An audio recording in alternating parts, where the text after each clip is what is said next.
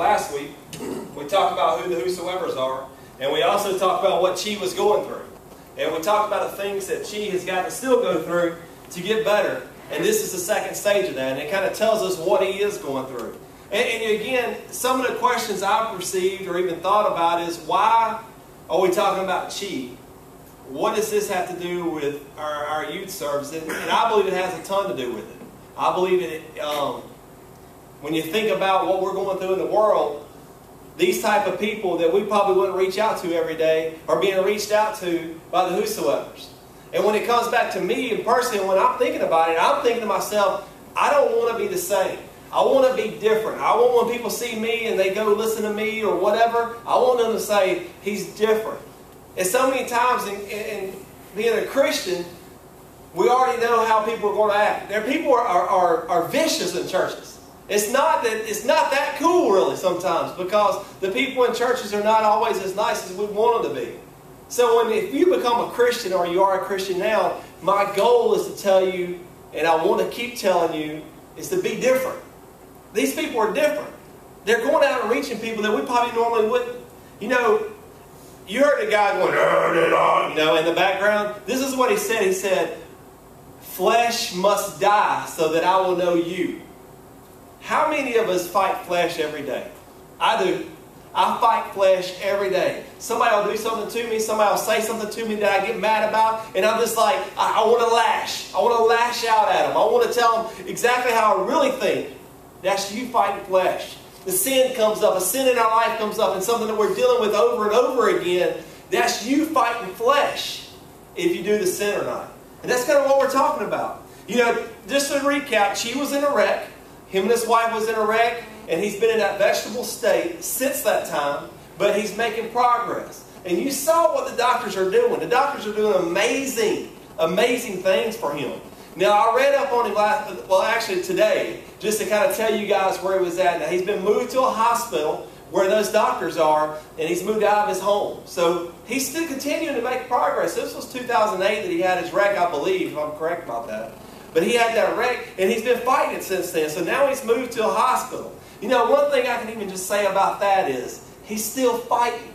And that's how I can say a lot to us. He can say a lot to us who are just in sin and doing things that we don't want to do. We're acting ugly to people we don't want to act ugly to. We're saying things we don't want to say. We're still in the fight. And that's what Chi's doing. He's still in the fight. And until he takes his last breath, he's in the fight. Until we take our last breath, we're in the fight. Now, you know, as you probably can tell, we're going through a whole new change in our worship. Alright? I mean, we got new guys coming in and trying to help us. We're trying to figure out how each other works. We're trying to figure out who's going to be here, who's not going to be here. But you know what we've done is, as a church and as a group, we've decided, well, if the music don't go quite right, I'm not going to worship. I'm not going to come into the presence of the Lord if it doesn't sound exactly like I want it to sound, or he doesn't sing exactly the song that I want to sing, or the person's not singing who I really want to sing. Then we start blocking things out. Worship is for one reason, to glorify God. So if you're sitting there in your chair and you're thinking all this other craziness, while we're supposed to be worshiping God, you got to do a gut check. You got to say, okay, just like Torrey says, when I come in this building, we're worshiping. Because as you watch Chi, there's reasons for God to be worshiped. There are things going on way bigger than us. Way bigger than us. And that's one thing that I wrote down here. You know, that lady decided to help Chi. She had met him one time and she kept going to his concerts, her and her husband. And she said, I'm going to help Chi. So she decided to get off her can and she's going to go help somebody. That's what a lot of us are stuck right now. We're like, well, I'd like to do something, Torrey. I think it'd be cool to help somebody. But I got stuff going on. I'm busy. I've been told that this week. I've been told this week that I couldn't do something. Somebody said they couldn't do something because they were busy. And I said, you don't even know what busy is. And you're complaining about being busy. Where are your priorities? You know, those doctors and her and the family of Chi and the whosoevers, the Deftones, which is a band that he was with, us, we're part of something much bigger. That when they go to those concerts, those people go to those whosoever concerts, there are way, way bigger scale things going on than they can imagine. They don't realize that they're going there. The last video we saw, they're smoking marijuana at the concert. And then by the end of the concert, there's a humbleness and people are accepting Christ. That's weird. I shouldn't even be saying that in a Baptist church. You can't say marijuana in Baptist church. I said it twice. Just now. In 5 minutes. Last week we showed one on TV, on the screen. So hey, we're doing big things. But people are doing things like that and then accepting Christ. How cool is that? That excites me. When you go back and you watch the head, Brian Welch, when he does his, he tells us about his I Am Second, he says that he was doing drugs when he accepted Christ. My Christ, my Jesus is bigger than any of that stuff that you can throw at him. Anything, no matter what you're going through. Torrey, I just don't look as pretty as other people. I don't look as handsome as other people. My God can handle that. Torrey, you don't understand. I have suicidal thoughts and tendencies. My God can handle that. Torrey, you don't understand. I live in a home where I'm being abused, or I have a friend that's being abused, or you don't understand. Yes, I do. Jesus can handle that. Jesus can handle the big things and He can handle the small things. But in Psalms 121, here it is. It says, in verse 1, it says, I lift up my eyes to the hills. From where does my help come? My help comes from the Lord, who made heaven and earth. He will not let your foot be moved. He who keeps you will not slumber. Behold, He who keeps Israel will neither slumber nor sleep. Now let's stop. Now I want y'all to think of something. If you remember one thing about this sermon tonight, this is what I want you to remember. My God, your God, Jesus, watches over you when you sleep. We've talked about that in here before. That is deep to me. While we sleep, it says it. When we sleep, He watches over us. How comforting is that? You're all tied up in your bed, you know how it is. Sometimes you roll over to the left and you roll to the right, and then you're like, ah! You get stuck up in the cover. And then you finally dig out just a little bit to breathe. And then you call, Mama, Mama, come here, read my blankie. Mama, come here now. It's hot. Mommy. And you're all stuck up in there and you can't move. God's watching over you. In your deepest sleep, when you have that nightmare and you sit up. Y'all know what I mean. You sit up and you had this huge nightmare and you just scream out. God's watching over you. That's comforting to me. That's comforting to me. And it doesn't say, the Word doesn't say, hey, if you mess up today, He's not going to watch over you tonight. Or He's not going to watch over you when you go home this afternoon. He's not going to watch over you. It doesn't say that. He said He's always there. The Lord, in verse 5, it says, the Lord is your keeper. The Lord is your shade on your right hand. The sun shall not strike you by day, nor moon by night. The Lord will keep you from all evil. He will keep your life. And the Lord will keep your going out and your coming in from this time forth and forevermore. How awesome is that? No matter what's going on in our life, no matter what goes on in Chi's life, God's got his back. God's got his back just like He has ours. No matter what we go through, no matter what we do, He's there.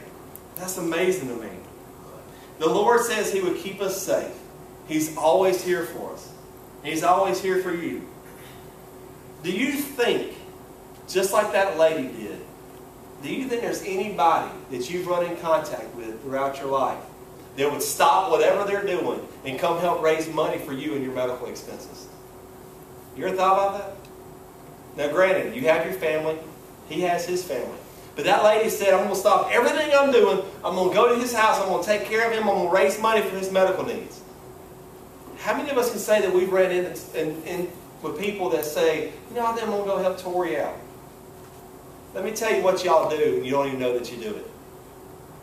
We've already said the last Monday night when we went out door to door, there was some students here, some children here that came just from that walk. Now I'm about to blow y'all's mind. I'm about to tell y'all a story that is so cool. And y'all are going to be like, wow. Brother Dennis and John went to the hospital the other day to visit. And as they start walking up to the front, there's a guy pulls up in a car, an old elderly man. Old elderly man. So they see that he needs help. And they walk up and say, hey, can we help you? And he can't even stand up really well. They get him out and he barely gets stood up, and They help him get inside the door, and they help this guy, which that's what we always should be doing. We should be helping people. So it's kind of cool to hear that my pastor and my associate pastor are out helping people. So they get him up, they get him inside, and they get him sat down, and they said, well, all right, we'll talk to you later. And they walked off. And that man said, who? And somebody said, who are them people? And the lady behind the counter knew Brother Dennis and said, oh, they're Brother Dennis. He's from Bayou Sarah. And that old man goes, that is so interesting. Because a group from Bayou Sarah visited my house last Monday night. That is twice that we hit that man in 1 week. Hey, obviously y'all don't get it. That ain't by chance. God was walking with us as we talked to this man. God was walking with Brother Dennis and John as they talked to this man. And Bayou Sarah and us, we hit him twice in a week. That ain't by chance. That's God's moving in our neighborhood, in our city. He's always watching us. How cool is that? Y'all did that. I didn't do that. Y'all did it. Y'all went to the guy's house. I don't know which one he was. I don't even care. But I know I want to go back down there again. I want to figure out who it is. I want to talk to him. How cool is that? Think people would step outside the box to help you. I mean, I always think about that. Do I help enough people where if I ever needed someone, they would say, I'll help you, Torrey. But here's the deal. Christ has done everything for us. And all He expects in us in return is just a little glorification, a little love. We're talking about today about how, God can do anything. He can pick people up. He can heal people. He can heal a person sitting in that chair right now. He can do whatever He wants to. But I see God move more when He comes and knocks on the door and it requires you to get up and come answer the door. And that's what He does in a lot of our lives. He wants to help us. He wants to be there for us. But what He's asking for is you to take a step. Things that make people either love you or respect you. I'm going to tell you 3 things. 3 things that I believe will make people love you or respect you. Self-respect is the first one. You know what that means? Self-respect. When you respect yourself, where you might not wear clothes that you shouldn't wear, that are not revealing, that have taste and modesty, that's self-respect. Or when you're sitting there, you're talking to somebody and you're using language that you shouldn't be using, you're telling jokes that you shouldn't be using, that's disrespecting yourself because it makes you look bad. Or when you're always putting yourself down, or you're always saying, I'm not good enough, I can't do this, I can't do that, I'm not good enough. That's disrespecting yourself. People love and respect those that respect themselves. Here's the deal. You can't respect others until you're ready to respect yourself. When it all comes down to the bottom line, you're still the most important person in your life. And people will say, oh, Torrey, you're supposed to worry about other people. No, you don't. You worry about you first.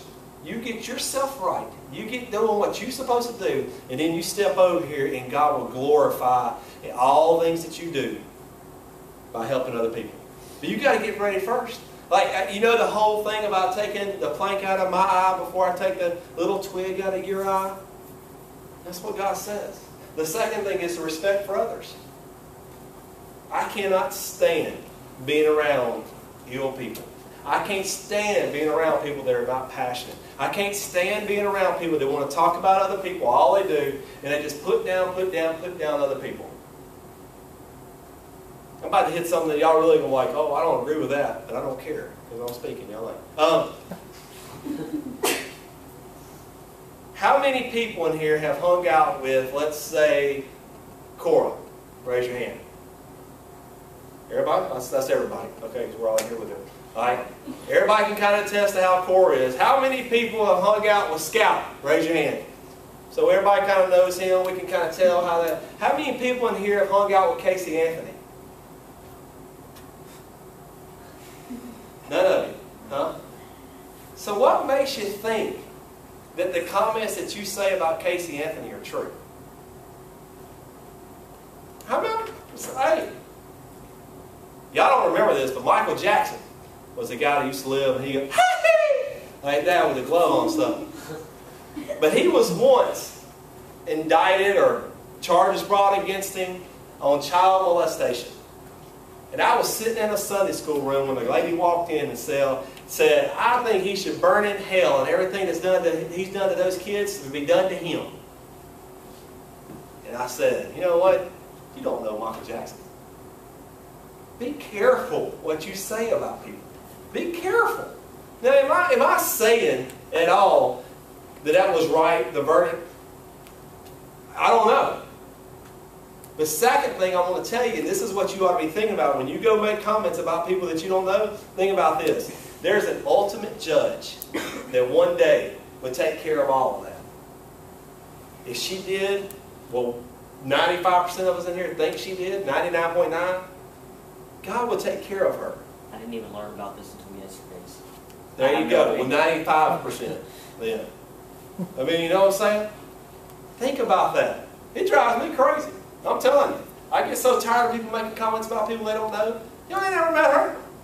All you done is saw what's on TV. They say you wouldn't want to judge her. We're going to say, yeah, she should die and burn. Be careful. The third thing is God-fearing. Third thing is God-fearing. That's how you get love and that's how you get respect. Because here's the deal. All of you hang around people that you probably shouldn't hang around every once in a while. You get around people that are cussing, you get around people that are drinking just excessive amounts and doing all this crazy stuff, and you know that you shouldn't hang around with them. There's going to come a point when they're going to say, hey, you know what? Torrey is a Christian. I'm not going to talk like that around him. And when that time comes, and when you hear somebody say, hey, y'all be careful, they're a Christian, they don't want to hear that kind of stuff. That's when your testimony is being lived through you. That is awesome. When people say, hey, I'm not going to talk like that around him. I'm not going to tell that kind of joke because he's a Christian. That's when you know that your testimony is working. Now, granted, I already know, I'm looking at your faces, and I know that I shouldn't do the whole Casey Anthony thing, but that's on my heart. Because every day, we do that to people. Every day. They don't have to be on that scale. Somebody does something to us, somebody does something wrong. Somebody is dating somebody that we don't think they should date. Somebody says something to one of our friends. All of a sudden, we hate them. We chastise them. We think they ought to burn. We ain't even hung out with these people. We don't even know. And I can assure you that the things that you say about other people have been said about you sometime or another. And it's not fun. If any of you have been talked about bad or a lie been made up about, you know how that feels. And it's not fun. She is in a state where all he can do is turn to the Lord. He has nothing. He's just laid in a bed. Except he has some people helping him. They say his brain's still moving, still working. So if that's the case, he has an opportunity to think. And he's laying in a bed. Y'all are sitting in chairs. Your brain's working perfect. And y'all have a choice to make. You either accept Jesus Christ. If he's calling you, you accept him. If you have accepted Jesus Christ, you live for him and it shows. Or you can turn your back on all this. Let me give you just a little 2-cent advice. This is probably not a great place for you because I'm going to be talking about Jesus every single week. My God's not dead, he's surely alive. He's living.